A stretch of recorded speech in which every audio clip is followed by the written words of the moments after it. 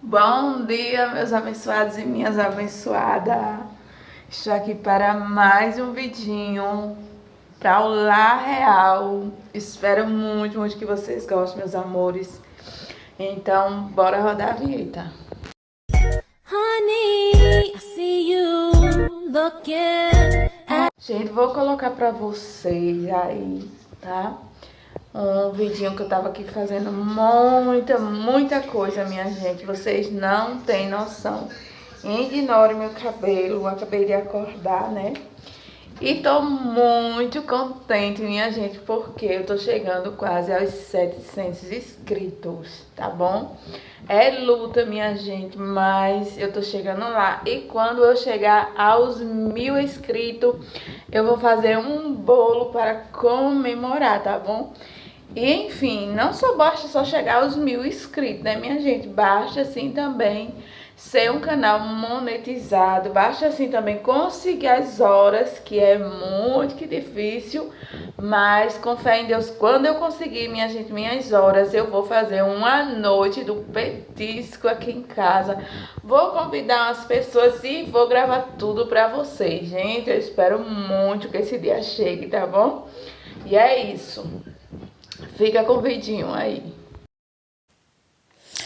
E o meu marido que resolveu me trocar por outra, porque a desculpa dele foi que eu não lavava prato, que eu não fazia comida, que eu não fazia as coisas de casa e que eu não cuidava das coisas dele, então por isso que ele teria me deixado. Assim foi um telefonema que eu recebi de da cunhada dele, né?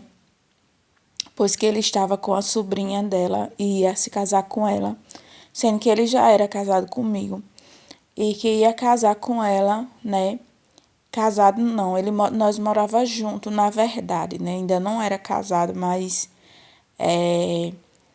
disse que ele ia casar com ela porque ela era uma menina direita, ela era uma menina de família e ele estava com ela. E agora ele ia ter que casar com ela e deixar eu e meu filho de mão. E eu era uma pessoa que não tinha saúde, minha gente. Então ficava meio complicado, né?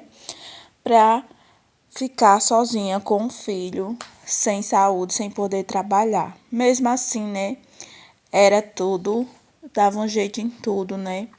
Pra poder ter as coisas pra ele, né? Sempre minha irmã vinha em casa, sempre estava em casa fazendo as coisas pra ele, pra mim, pra meu filho. E não faltava nada pra ele, mas enfim, ele resolveu arrumar essa namorada e disse que ia embora por conta disso. Porém, minha gente, só não fazia as coisas para ele quando eu descobri que ele estava com ela, com a namorada, por conta de que ele queria estar saindo, se divertindo e vir só em casa como se eu fosse a mãe dele, digamos assim, né?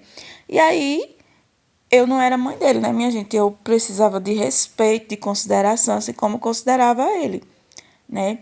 Mas, enfim, eu realmente não fazia, minha gente, as coisas para ele. Por quê? Porque ele queria que eu fizesse as coisas para ele e ele com uma namorada, curtindo e chegar em casa, ter tudo feitinho, comidinha, roupa lavada, para ele poder usar a roupa lavada e cheirosinha para sair com ela. Vocês acham que isso estava certo?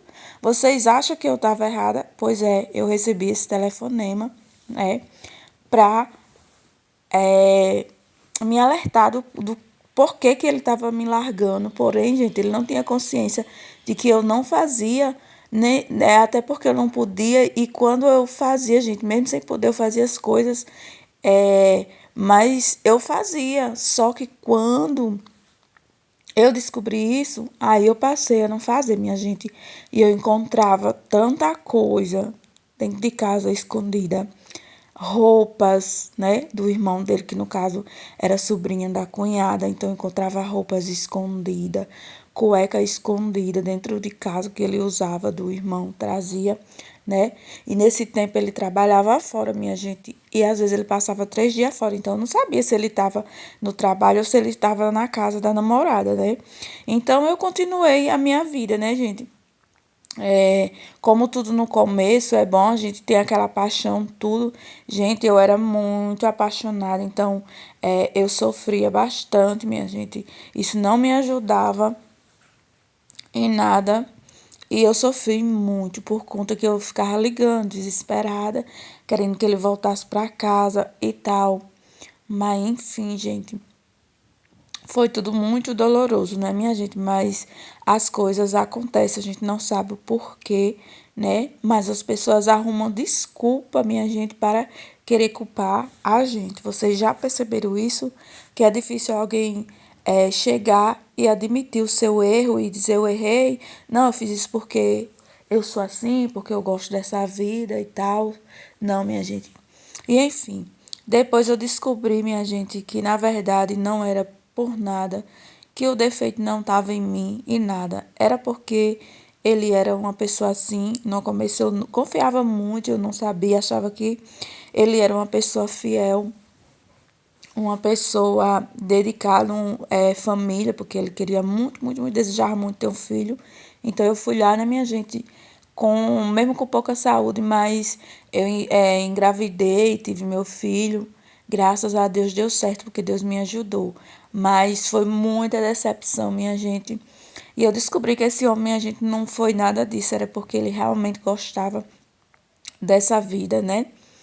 E depois eu ainda tive uma filha, né? E depois que eu tive a minha filha com ele, daí eu descobri outra traição, minha gente.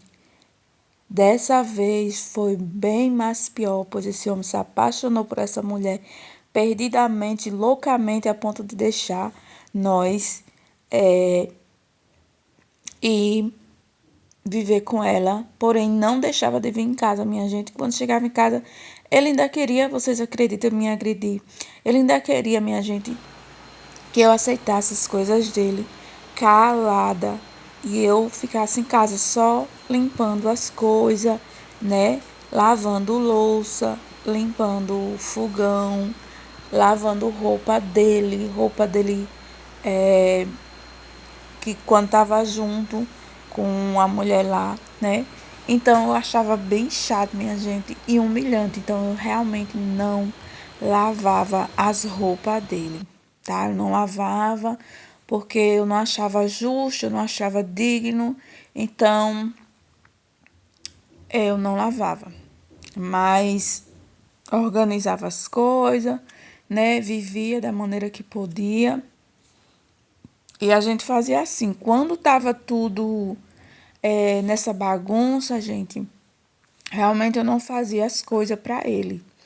Mas depois, quando passava, ele me prometia que não ia mais fazer isso. Ele me prometia que não sabe o que aconteceu, que foi uma coisa do diabo. Aí eu começava a fazer as coisas. Aí eu voltava, lavava as roupas dele, tudo direitinho. Muitas das vezes, minha gente, eu lavava chorando de desgosto, né? Porque assim, a gente tem um marido e lavar as roupas dele, que a gente sabe que ele tava com outra mulher, com outra pessoa, dormindo na casa dela, dormindo nos hotéis. Quando chegava em casa, ainda era com a cara feia, brava, exigente, botando você lá para baixo. E não é fácil, minha gente. Não é toda mulher que suporta viver estas coisas, né? Mas, enfim, eu passei por tudo isso e muito mais, minha gente. E hoje eu estou de pé, graças a Deus, né? Porque vocês sabem que tem problema, né, de ansiedade, esses problemas, é difícil a gente já enfrentar a vida. E imagina enfrentar a vida do lado de uma pessoa assim, né? Passando por esses problemas, mas Deus me ajudou, me fez forte. Eu passei por isso e muito mais, né? E hoje a gente tá junto, né? Tá junto. Ele decidiu que queria mudar, que queria ir para a igreja, como eu disse a vocês, né? Eu era aquela pessoa muito apaixonada, muito apegada a ele, né? Também emocionalmente, também, na verdade, né? Eu tinha uma dependência emocional também, né? Que a gente que tem esses problemas sempre tem dependência, minha gente, emocional. A gente se apega ali com aquela pessoa e a gente só se sente segura ao lado dela e é complicado. Mas hoje a gente estamos junto, hoje a gente estamos na igreja e eu não sei, gente, né? Até quando? Eu não sei. Só sei que Deus sabe todas as coisas, está no controle de tudo, né?